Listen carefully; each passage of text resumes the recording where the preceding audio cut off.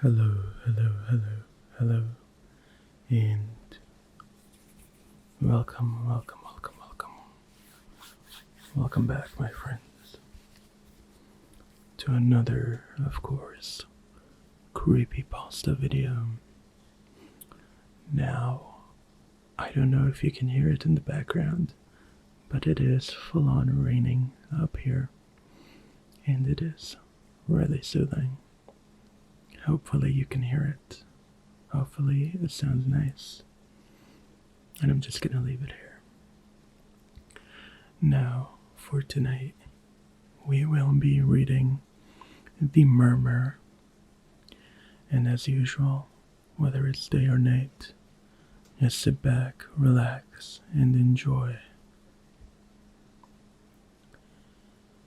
The night was quiet. The cool breeze came and went like the breath of a sleeping child. But I was not peacefully asleep, as the murmur had begun again.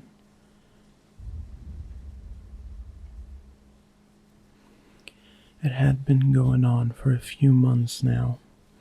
We had moved into our new home last year, and everything had been perfect. The view of the park across the road was amazing, not like our previous home, which was an apartment facing many other apartments. The rooms were spacious as well, and I immediately chose mine when I went in. It was only a few nights after that the noise begun. It was always in the same order. A man shouting very loudly, then a woman screaming, then some murmuring, and it would end with children screaming. But the one that bothered me most was the murmuring. It would always sound like it was coming from my room, like there was some invisible people next to my bed or something.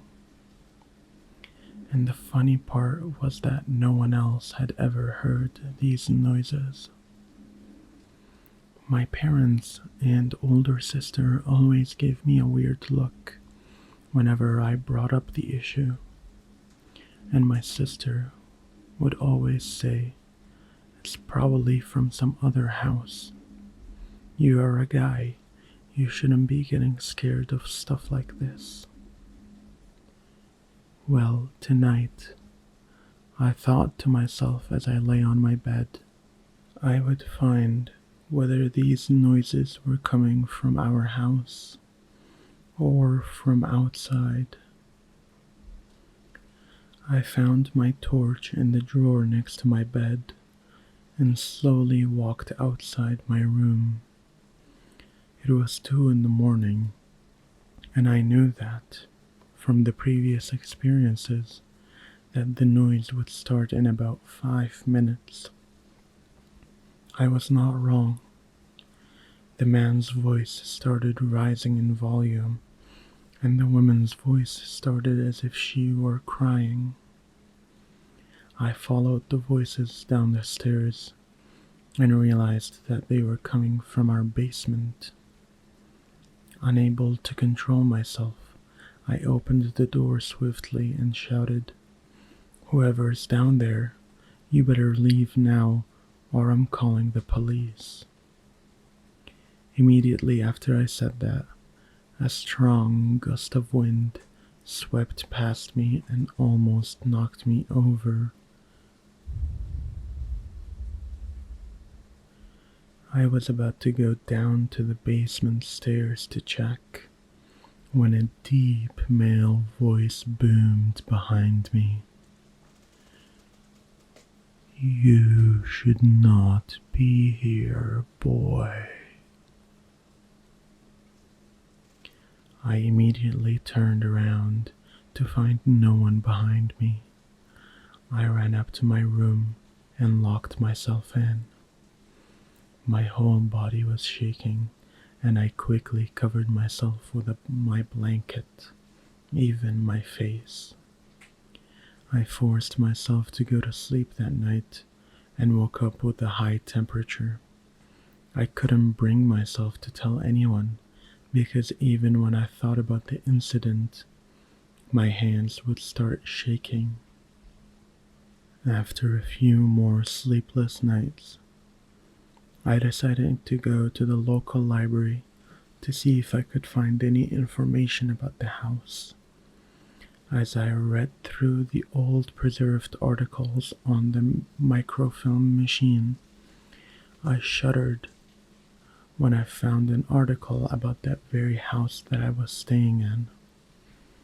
A murder had taken place 50 years ago in 1965, where a man named Alan Swindle had stabbed his wife repeatedly, then found his 2 children who were hiding and strangled them to death. He had called the police to confess to his crime before shooting himself in the head. What shocked me more was that the murdered children used to stay in my room. I did not know what to think, and my mind was abuzz with so many thoughts as I left the library that day. When I got home, I went straight up to my room and stayed there.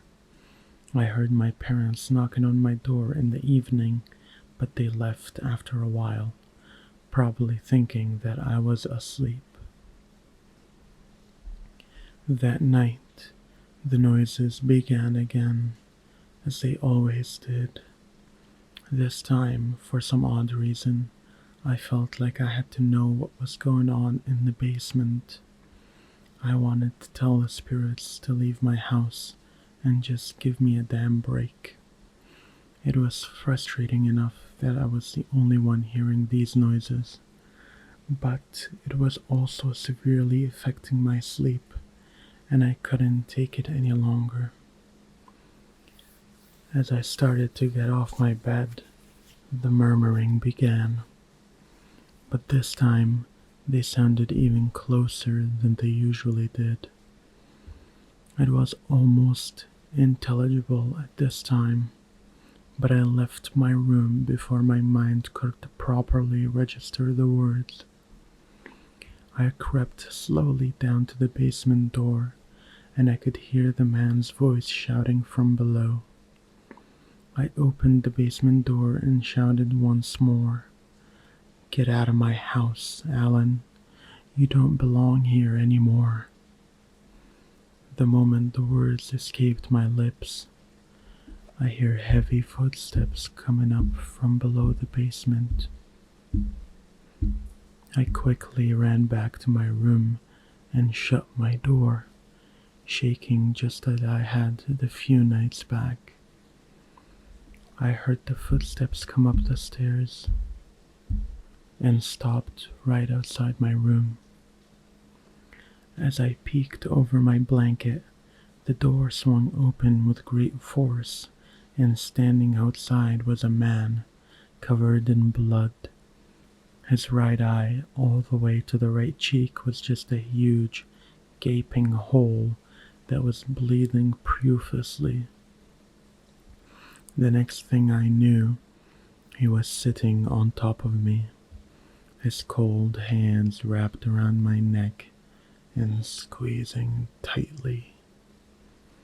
As I tried to shout for help, I saw 2 children, a boy and a girl, cowering at the corner of my room. They were whispering something, but I could hear it pretty loudly. It was then that I realized what they were saying.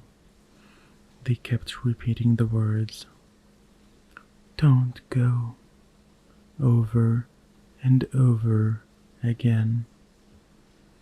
My mind finally registered the murmuring I had heard in my room prior to this incident. The words I had heard then were, "Don't go," as well. The man continued strangling me, and I started to feel the air escaping my body. My eardrums were thundering loudly in tandem with my slowing heartbeat. If only I had stopped to listen to the whispers, I may not have been ended up in this situation. I thought about my parents and my sister and how they would react when they found my dead body the following morning. I had already accepted my fate, that I was going to die that night. Tears started rolling my face, mixed with the saliva drooling from the madman above me. His remaining eye was filled with a violent rage, and as I breathed my last breath, the last thing I saw was a sadistic smile on his face. A smile that was filled with malice.